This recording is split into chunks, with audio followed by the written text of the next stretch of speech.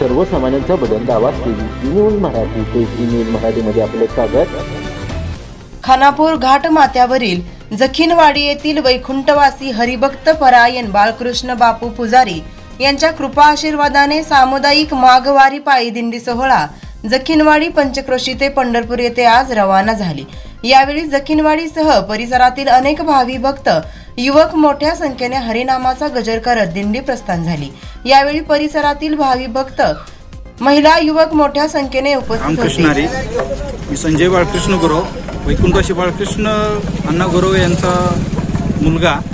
ही दिंडी सोहळा आमचा आनंदात 11 वर्ष चालू आहे. आमचं जखीनवाडी, ढोऱ्याळ, जाधववाडी सर्व 12 वाड्यातील सर्व प्रदेशातील माणसं म्हणजे वारकरी आमच्या भावी भक्तांना इथं दिंडीत सहभागी होतात आणि सर्व आनंदानं सगळं 11वं वर्ष साजरं केलं. हे आमचं 11 वर्ष चालू आहे.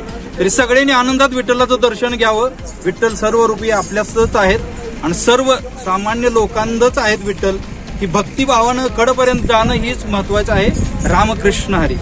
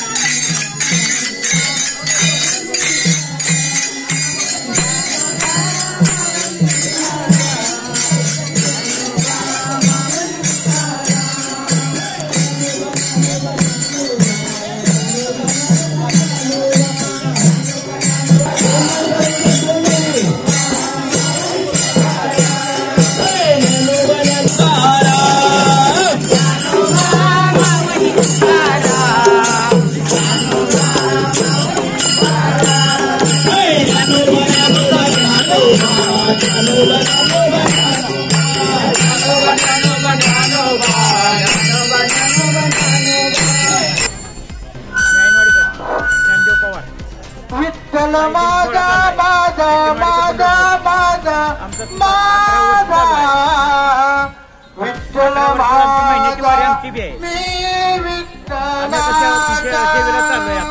विठ्ठल माझा माझा माझा. आज निघालूया 7 दिवस सेवा करायची. 7 दिवसांनी घरी पोहोचतो तर आम्ही सेवा चालू असते. सगळं पाक, राहणं खाणं पाणी सगळं पाक पुरं.